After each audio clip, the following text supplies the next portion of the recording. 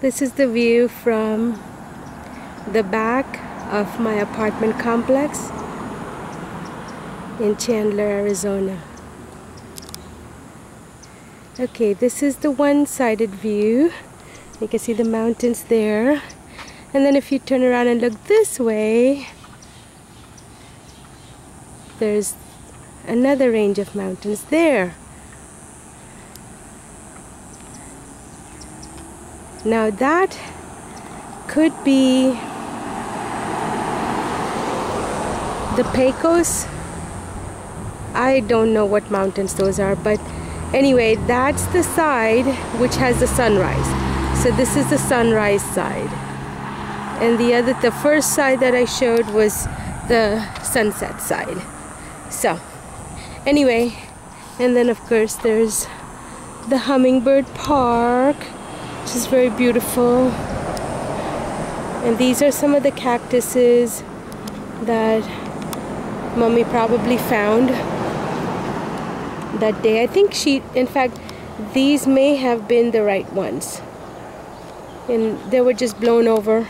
And so she found them and she said, oh, let me just take it and plant it and see what we can do with it. So she brought it home and we planted it, and we got this huge, big crop of aloe vera.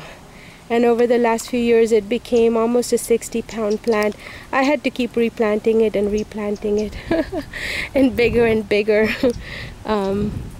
what do you call pots. So I had to keep buying bigger pots. One time I saw this lady, she's throwing out a pot. I said, are you throwing that out? No, let me have it. And so it was kind of neat.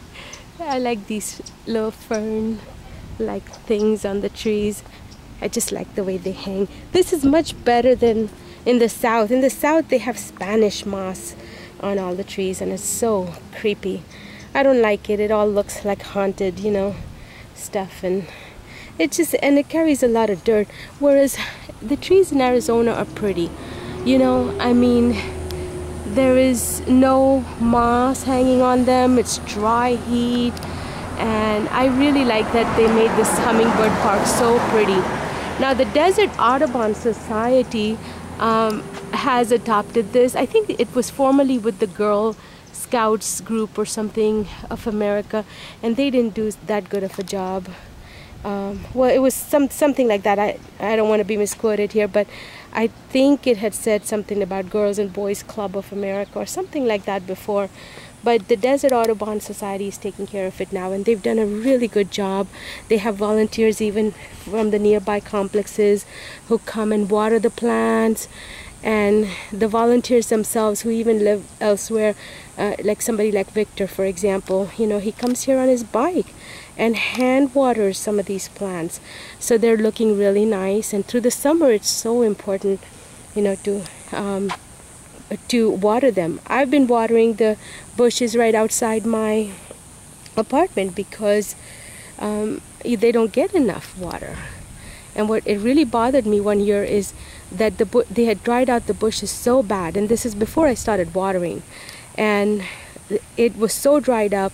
When I complained, instead of turning the water on, they waited 2 weeks until the thing was completely dry, and I started watering it, but it was just not going to be enough. And they came and completely destroyed my bush, and both my bushes, one after the other. And I was so mad. I was like, how could you do that? They said, well, it died because you were overwatering. Overwatering? I wasn't watering at all. You know, how could you overwater in Arizona? Oh goodness, you know. So it was really stupid. That stupid Henry, he just completely was an idiotic person. I mean, he just completely irrational. I mean, that's what comes from not having an education. You can't reason properly, you know. I mean, good grief, the guy didn't even have a GED, but you should at least know how to think.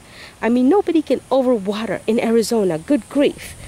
It doesn't happen. And especially when you see something drying out like that, you don't think a little water is going to help? Please, you know. Anyway, so those 2 bushes were gone, and then they planted another bush, which is actually almost like a tree, and they keep cutting it. And I'm like, I tell the landscapers every time I run after them, like, don't cut my tree, it's a tree, not a bush, you know. So it's funny. Tree, not a bush. No kutar, please. Por favor. Okay, so that is my little rant about my bushes in Arizona.